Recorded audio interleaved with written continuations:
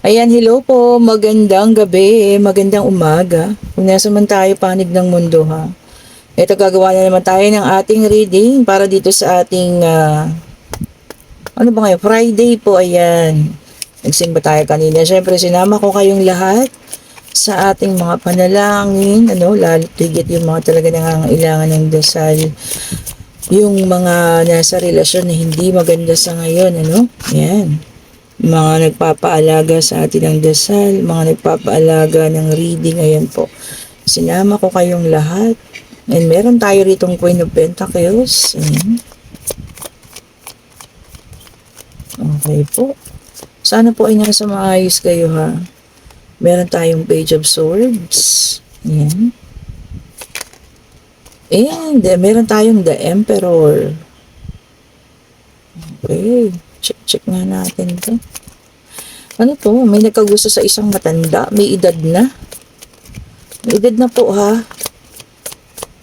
Teka lang po ha.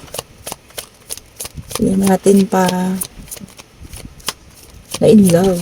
Sa isang may edad na. Wala naman po akong dyan ha. Against. Pero medyo tayo ay nagulat. Ito maraming ibinagsak.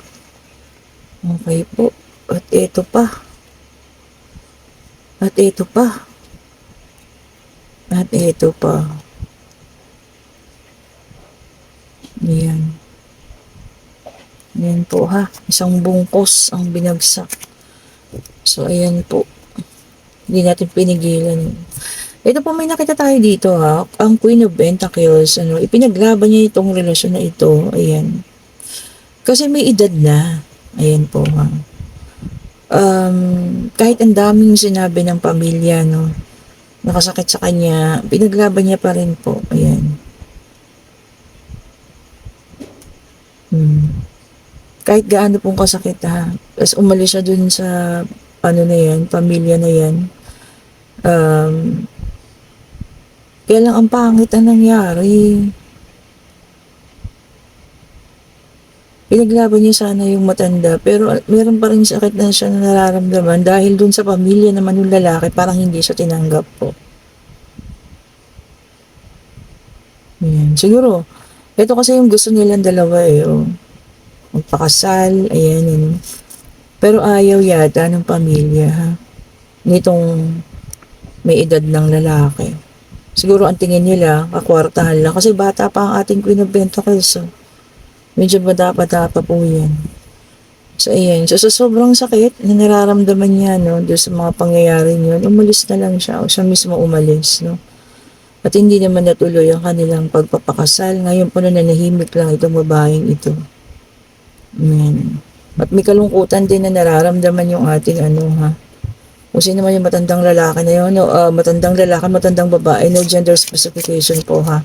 Pwedeng baliktad, ayan, LGBTQ. Pero sa relasyon kasi na yun, mas matanda po yung isa. Mas may edad po ha.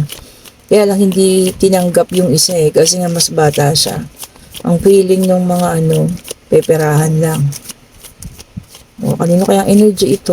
First time ko nakakuha ng ganitong reading po ha. Oh, same thing po. Meron tayo talagang Eight of Cups. Ayun, parehas kanina, Eight of Cups. Hindi ko pala nabasa. So, meron tayo ditong po ha, sa ating White Tarot card. Queen of Pentacles, Page of Swords, ayan, The Emperor. And meron din tayo ditong Ten of Wands. Ayan, sobrang hirap, burdened. And ito nga ang ating Eight of Cups. And meron tayong Knight of Swords. Ayan, inulit ko lang. Hindi ko nasabi sa inyo yung kanilang mga So, ayun po, same thing. Meron pong umalis, So, yun nga, maaaring siya yung umalis mismo kasi hindi niya na makayanan. Yung mga pang-alipusta, sa kanya ng mga taong ito. Piling ko may kaya po, yung matanda, yung may edad. May pera. May kabuhayan. Yun ha. So, kaya ganun ang tingin nila sa kanya mamimera lang, ganyan, Pero, kailangan ba ninyong ibase sa edad ang pagmamahal? Paano kung totoo naman, tunay? Di po ba, Kung tunay naman.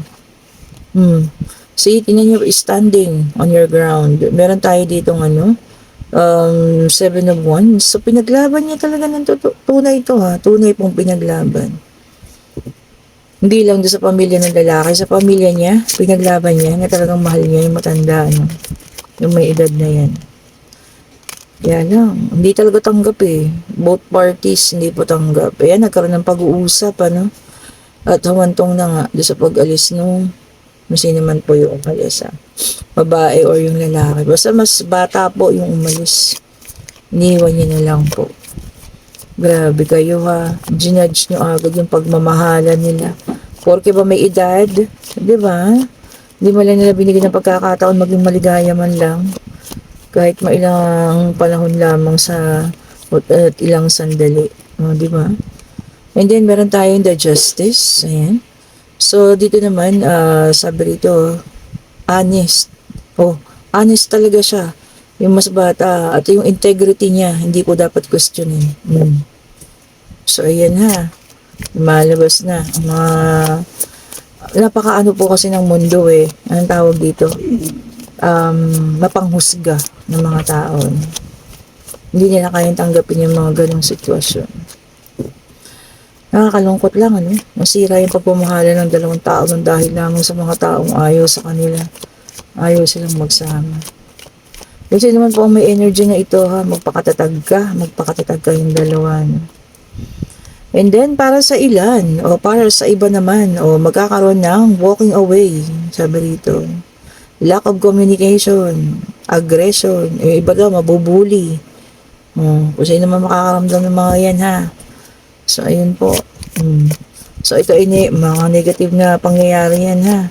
So, ayan po, kung sino mabubuli dyan, ako, wag na kayong, tawag dito, gumante. Sumbong nyo na lang, ayan, sa mga mas nakatataas, ano. Ayan po. And then, meron tayo dito, Eight of Pentacles, ayan, building business, oh. Meron nag-uumpisa ng business dyan, ha. Maganda daw po yan, simulan na.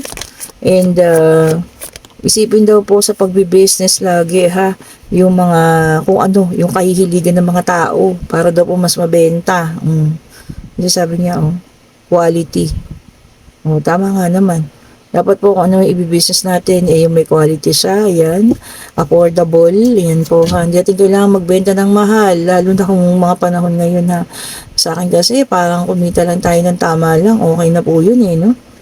Okay po. And dito sa atin, yung sumunod na card is, meron tayong Six of Pentacles, ayan. Sabi dito, sharing kindness. May mamimigay ng mga ayuda. Baka meron po sa lugar ninyo magbibigay ng ayuda ha. Pila-pila na tayo dyan. Malapit na ang eleksyon. So, ayun po ha. Kung sino naman mamimigay ng ayuda dyan ha. Huwag niyo pong kalimutan na ang ibang mga tao lahat po sana ay mabigyan. And then, meron tayong the Hierophant. Ayan. Sabi rito, knowledge, beliefs. Masusubok ang inyong katalinuhan ha. Pwede rin knowledge sharing. Tawag dito, i-share ang mga kaalaman ha. Mga bagay-bagay. Baka maalam kayo sa isang bagay. Ayan. I-share nyo yan. Meron ding education, may mag-aaral ulit. Kasi naman pong mag-aaral ulit yan ha. Pero ding ikakasal kasi ang Hierophant po ay parang simbahan. So signifies din ang kasal po, marriage. Oy, di ba? Baka may magpapakasal na yung mga Nobyembre. And then meron tayo dito Six of Cups. Ayan po, childhood memories, maalalang kabataan. Baka merong instances or pangyayari or isang tao na magbabalik sa inyo para maalala ninyo ang inyong kabataan ha. Di ba ang sarap na maalalahanin, lalo na nung ang piso ay marami pang nabibili. Di po ba? Sino nakaranas niyan? Ako naman inaranasan ko rin naman yan nung araw. Ang piso po ay marami pang mabibili ha. Kung sino man ang mga nakaranas niyan, mga maalala natin, sana hindi na tumanda ang panahon. At kahit mahirap ang buhay noon, di ba, maraming mabibili. And then, meron tayong the Emperor ulit, lumabas ulit siya, ayan. Ito naman, stability, and yung iba sa inyo magiging tatay. Baka meron kayo nabuntis. Ayan po ha. And yung iba naman din sa inyo, kung LGBTQ kayo, baka meron magpapaampon sa inyo ng bata. Okay po. So yan ha, tingnan-tingnan nyo na lang po ano. Sino man ang mabibigyan ng anak dyan. Kasi ano fatherhood, magiging ama. Okay po. And then meron tayong Ten of Swords. Ayan po ha. Sabi rito, ruin, failure. Yung iba magiging magpe-failed. Kung ano man yan ha, baka may project pero hindi nagawa. So, failure. Okay po. Maaring sa mga examen din, magpe-fail dahil hindi nakapag-aral mabuti. So, wala tayong dapat sisihin, kundi ang sarili lang po natin ha. And then, meron tayong Knight of Pentacles. Ayan. And ito po, sabi niya, finishing what you started. Tatapusin na ang sinimulan. Ano ba yung sinimulan nyo na yan? Maaring meron kayong proyekto na hindi matapos-tapos. Pero ngayon parang iniisip nyo na ay, tatapusin ko na to. Kailangan ko na tong tapusin. Ganun. Di po ba? Maganda naman po talaga. Tinatapos natin ang mga bagay-bagay ha. Hindi po yung naiiwan lang siya na nakatambak. Sayang naman. And then, meron tayong King of Wands. Ayan po. Magiging motivated na raw yung iba sa inyo. Tapos, sabi dito, magiging actions-oriented. So, talagang magagawa ng action, ha. Kung ano man talaga yung actionan. Ito naman, sabi niya kanina, ano yung sinabi niya ka rito? Tatapusin yung sinimulan. Ito naman, aaksyonan. Magkarugtong. And then, meron tayong The Lovers. Ang iba sa inyo, makikilala na ang inyong soulmates. Ayan po, no? Na may ano kayo, parehas na values. Diba? So, same values, no? Kumbaga parehas kayo ng paniniwala. Sino naman tong mga soulmate yun na yun, ha? Kayo daw po yung soulmate na nga. Ayan. So, diba ang ganda? Makikilala mo na ang iyong soulmate, hindi yung palagi ka na nagtatanong, sino po yung soulmate ko? Ayan na, marami ako nababasa sa niyan, comment section, kung sino yung kanilang soulmate. Hindi ko kasi masagot, kasi po kayo po ang makakaalam yan. Di po ba, no? And then, kaperahan. Ito na, sabi rito, independence, success, financial stability. Sabi rito, investment. Sabi, thriving business. So, meron talagang nakakapag-isip po ng mga business. Alam nyo kasi pagka ganitong December, talagang parang lahat halos ay kumikita ng mga bilihin. Kung ano man yung mga yan, mga mabenta. So, baka magkakaisip ko yung mag-sideline po ha. And then, meron tayo dito Three of Cups, which is a reunion card. Ayan. Festivities. Magkakaroon ng tawag dito, festival or party, ganyan ha. Oo nga, puso na kasi yung mga Christmas party, year-end party, ayan ha. Tapos na mga Halloween party, yun naman ang kapalit. Yun na po. So, ready na ang ating mga katawan. Yan, para maging healthy tayo. Manigurado, inuman yan. Happy times lang daw po. Meron din magsa-celebrate ng baby shower. Ayan. Sabi nga, celebration, po. Yan ha. Kasi naman po yung mga magpupunta sa mga celebration na yan. Ingat-ingat din, baka kayo masobrang ng inom. And then, meron tayong 9 of Wands. Ayan. Meron pa rin sa inyo po, merong kinakaharap na, ngayon, na battle or, ang tawag dito, gulo. Ayan, hindi maiwasan. So, meron pa rin pong kinakaharap ha. And then, meron tayong the moon. Okay po. So, dito sa the moon, mayroong nai-insecure sa'yo. Sino ba yung mga yan? Nakakaramdam daw ng insecurity sa'yo. Ano ba yan? Pinaiinggitan ka sa maaaring sa trabaho, ayan po, sa eskwela ninyo, no? Siguro magaling ka, kaya ayun, pinaiinggitan ka. And then, meron tayong the hangman. Ayan. So, sabi rito, lack of direction. O kailangan mag-release. Ayan ha. Kung ano yung mga release ninyo dyan, kailangan nyo i-release. Galit, ayan, sama ng loob, kailangan daw i-release. Ayan po ha. And itong tumabaliktad na to. Ang ganda So meron naman para sa ilan, meron ng bago, lahat ha, new beginning. new relationship, new romance, love, happiness, joy, ayan. Pwede rin may magbubuntis, ayan. Celebration, makikipag-socialize lang. O, ayan po ha. Kung sino man sa inyo yan. So, ako dito ako. Ay, dito ako. Pumili agad ako, no. Sabi ko nga sa inyo, kunin ng para sa inyo, titapon ng hindi po ha. Ayan. So, ayan po, kung sino man, yun nasa una, no, na talagang sa mismo yung tumalikod at tinapos yung relasyon na yun dahil nga sa napakadaming kumukontra o umaayaw. Pakatatag, ayan po, no, hindi man kayo ngayon sa panahon na itong nagkatuluyan, maaari pong sa mga susunod na panahon, ano, kayo na. Okay po. So ngayon mag-isip na kayo na katanungan sa isip ninyo, ha. Maaring pag-ibig, financial, pangyayari, no, pag-travel. Ayan na, kung ano man po ang inyong naiisip. Ayan na, hingin natin ang kasagutan po. Ay, sa ngayon po ay hindi po muna. So, no. Ayan po. So, sa inyo, may makakaranas ng temporary financial hardship daw po. No? Temporary lang naman. So, yung parang magiging pakaramdam ninyo, gipit na gipit. Temporary lang po ha. Hindi naman siya long lasting. Sabi nga, temporary lang.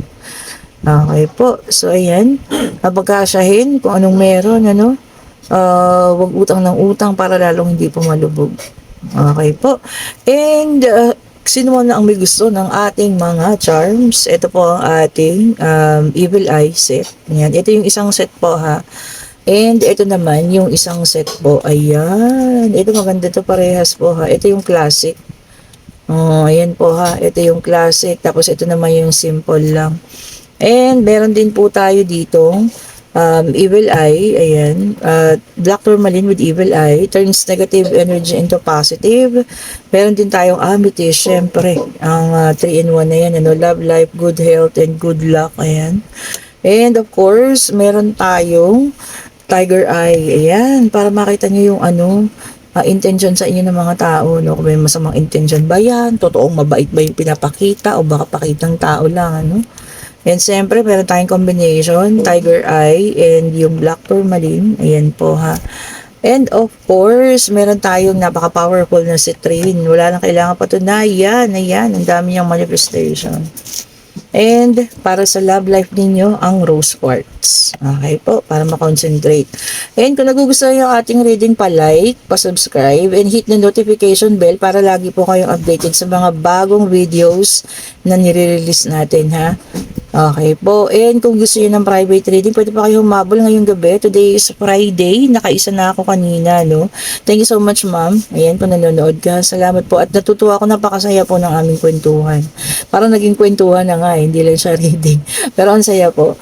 Ayan, at kung gusto niyo pa po, no, pwede niyo pa akong kontakin ngayon, today, as in today, hanggang mamaya po, ha. Ako po ay magre-reading sa inyo. Okay po, hanggat meron pa. Hanggat meron nagpapareading po. Ayan, thank you so much for watching. Happy Friday po sa lahat. Friday the 15th, hindi po 13th. 15th, sahod po ngayon. Sahod ng iba kasi kami hindi pa. Ayan, salamat po ulit. Stay safe po ha, kung nasaan man kayo. Kung natatraffic kayo, stay safe po. Bye-bye po.